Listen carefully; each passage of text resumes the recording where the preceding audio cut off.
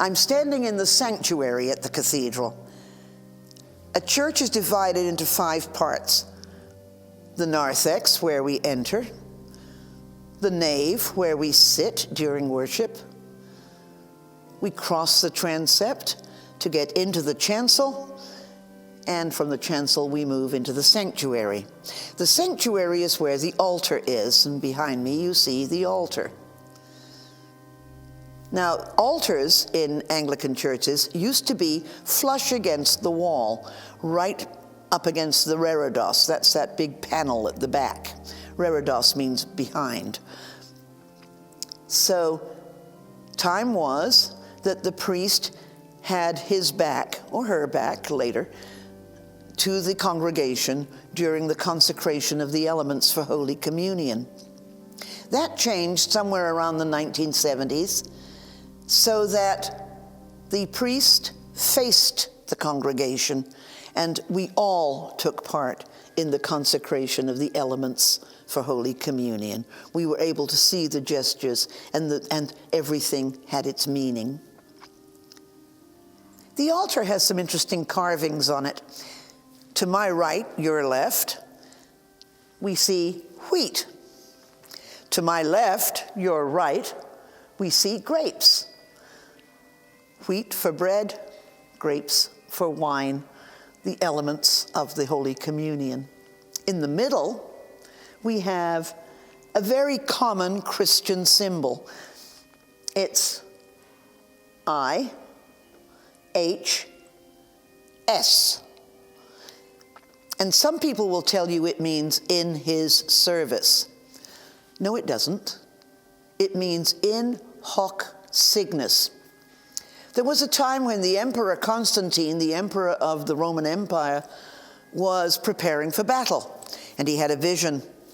And the vision showed a flaming cross in the sky, and a voice from heaven said, "In this sign you will conquer." Well, actually, the voice said it in Latin, starting out with in hoc signis, in this sign. Well, Constantine was so impressed, and that's when Christianity became the state religion of the Roman Empire. Behind the altar is the reredos, as we said, and it too has carvings. In the middle, of course, it has the cross. Crosses are everywhere in cathedrals and in churches. To the right, your left, you'll see a carved figure of a woman. I'm presuming that that's Mary Magdalene because she has a small jar at her foot. And Mary Magdalene is always shown in art with a small jar of ointment, which she used to anoint Jesus. On the left is our patron, St. John. My left, your right. That's St. John. And you know it's St. John because at his foot there's an eagle. And the eagle is the symbol of St. John. I'm sitting in a very special chair. This is the chair that is normally reserved only for the bishop. It's called a cathedra. That's a very fancy word meaning the bishop's chair. This whole thing is the cathedra, from the canopy down to the floor. This is where the bishop sits when he is worshiping at the cathedral and when we are using the high altar for Holy Communion. Other than that, nobody sits in this chair. Now, next to the cathedra is this little piece of furniture. Now, it serves no particular liturgical purpose. Anybody can sit in it. It's called the Glastonbury chair, probably because it says something about Glastonbury on the back. We don't know how it got here. It just happens to be the oldest piece of furniture in the whole cathedral.